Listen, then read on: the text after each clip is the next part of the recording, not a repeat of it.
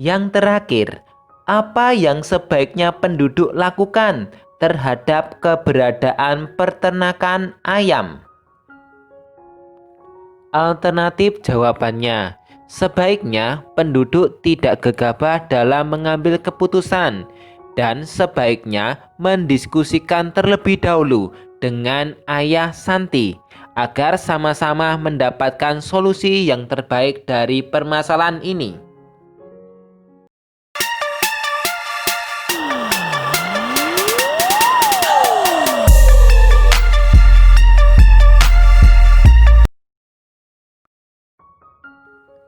Assalamualaikum warahmatullahi wabarakatuh.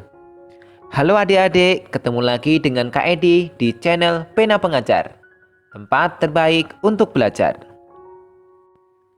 Di video kali ini, Kak Edi akan mengajak adik-adik belajar bersama tentang materi kelas 6, tema 1, subtema 2, pembelajaran kedua. Sudah siapkah adik-adik belajar hari ini? Mari kita belajar bersama-sama.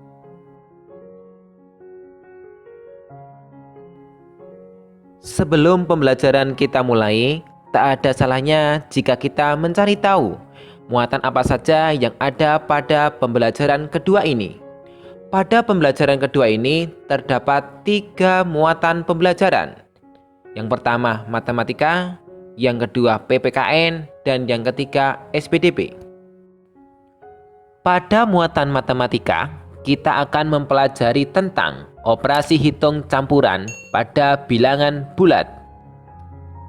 Untuk muatan PPKN, kita akan mempelajari tentang penerapan nilai-nilai Pancasila dalam kehidupan sehari-hari. Pada pembelajaran kedua ini, kita akan mempelajari sila keempat Pancasila. Sedangkan untuk muatan SPDB, kita akan mempelajari tentang memahami dan mengenal patung Nusantara. Itulah 3 muatan pembelajaran yang ada pada pembelajaran kedua ini. Tujuan pembelajaran. Setidaknya ada 3 tujuan pembelajaran pada pembelajaran yang kedua ini. Yang pertama, siswa mampu menentukan bentuk operasi hitung campuran dan menyelesaikan soal dengan benar. Kedua, siswa mampu memberikan contoh pelaksanaan sila keempat Pancasila dalam kehidupan sehari-hari. Yang ketiga, siswa mampu mengenal berbagai contoh patung Nusantara. Itulah 3 tujuan pembelajaran yang hendak kita capai pada pembelajaran kali ini. Sudah siapkah adik-adik untuk belajar hari ini?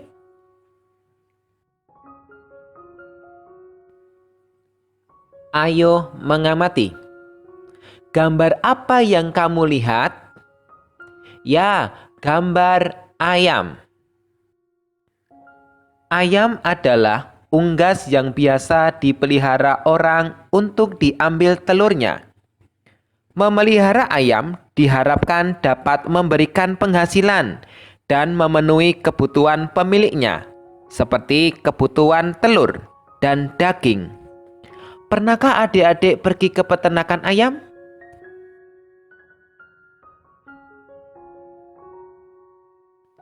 Jika pernah, apa yang adik rasakan pada saat di peternakan ayam tersebut?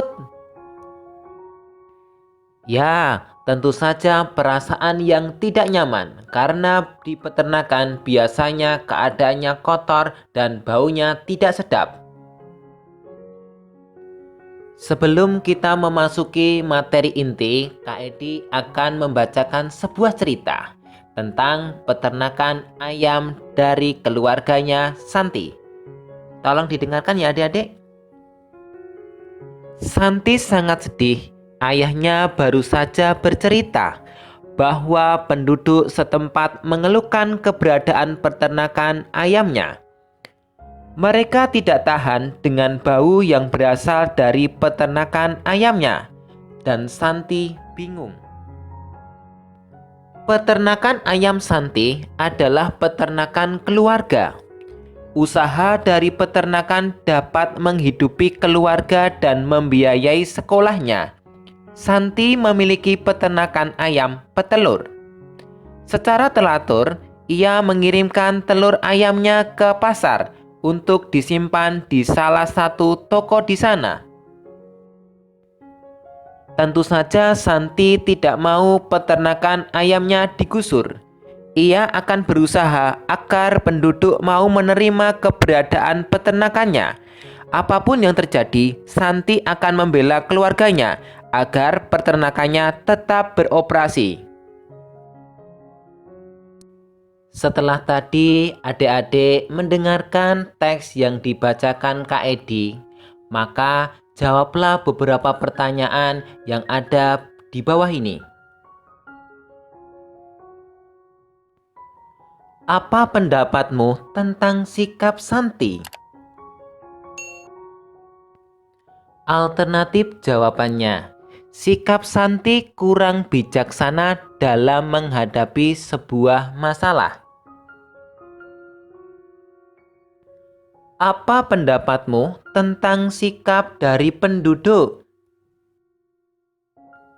Sikap penduduk sangatlah gegabah dalam menghadapi sebuah permasalahan. Apa yang sebaiknya Santi lakukan dalam menghadapi masalah ini? Yang harus dilakukan Santi adalah mendiskusikan permasalahannya dengan warga demi memecahkan masalah tersebut. Yang terakhir, apa yang sebaiknya penduduk lakukan terhadap keberadaan peternakan ayam? Alternatif jawabannya, sebaiknya penduduk tidak gegabah dalam mengambil keputusan dan sebaiknya mendiskusikan terlebih dahulu dengan ayah Santi agar sama-sama mendapatkan solusi yang terbaik dari permasalahan ini. Setelah tadi adik-adik telah menjawab beberapa pertanyaan yang Kak Edi ajukan.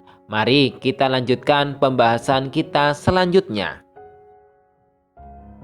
Kali ini Kak Edi akan membacakan sebuah teks tentang pengamalan Pancasila, terutama sila yang keempat. Tolong ya adik-adik menyimaknya. Manusia adalah makhluk sosial, tidak lepas dari berinteraksi dengan manusia lainnya. Dalam kehidupan sehari-hari, bermasyarakat dan juga bertetangga, banyak sekali dijumpai permasalahan-permasalahan yang muncul akibat interaksi tersebut. Akan tetapi, permasalahan-permasalahan tersebut dapat dihindari dengan cara adanya kesadaran diri dari seluruh masyarakat untuk menerapkan nilai-nilai yang terkandung dalam sila yang keempat dari Pancasila. Dan berikut ini beberapa contoh penerapan sila keempat Pancasila dalam kehidupan sehari-hari. Yang pertama, bermusyawarah untuk mencapai mufakat. Yang kedua, menjalankan keputusan yang telah disepakati bersama. Yang ketiga, menerima keputusan musyawarah dan melaksanakannya dengan penuh tanggung jawab. Yang keempat, tidak memaksakan kehendak kepada orang lain.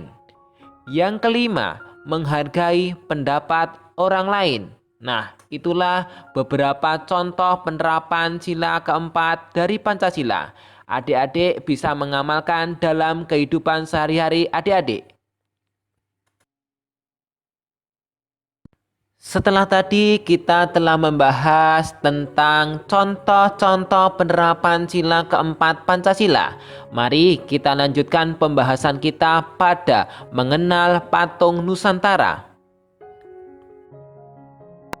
Pada pembelajaran kedua ini, adik-adik diminta untuk membuat sebuah patung yang berbahan dari tanah liat atau plastisin. Maka dalam pembelajaran ini tidak akan Kak Edi bahas dan akan Kak Edi lanjutkan dengan pembahasan muatan yang selanjutnya, yaitu muatan matematika, khususnya tentang operasi bilangan bulat. Pada pembelajaran kedua ini, khususnya pada muatan matematika, adik-adik akan mempelajari tentang cara membuat operasi hitung campuran pada bilangan bulat. Dan berikut ini beberapa contoh soal latihan yang bisa adik-adik gunakan untuk menambah pemahaman adik-adik dalam melakukan operasi hitung campuran pada bilangan bulat. Mari adik-adik kita pelajari bersama-sama. Udin membantu ibu membuka belanjaan. Di dalam tas terdapat 2 botol kecil susu. Masing-masing berharga Rp1.500. Kemudian Udin menemukan 2 kardus kecil telur, masing-masing berharga Rp10.000. Dari soal cerita di atas, tolong adik-adik buatkan kalimat matematikanya ataupun kalimat operasi hitung campurannya. Alternatif jawaban.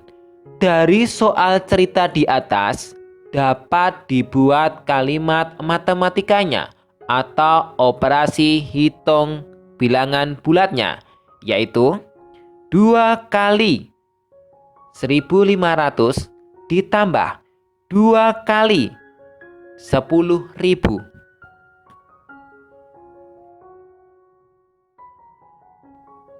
Contoh yang kedua, Udin menemukan soal sebagai berikut.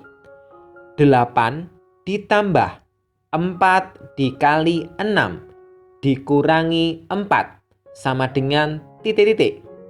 Berapakah hasil dari operasi bilangan bulat tersebut?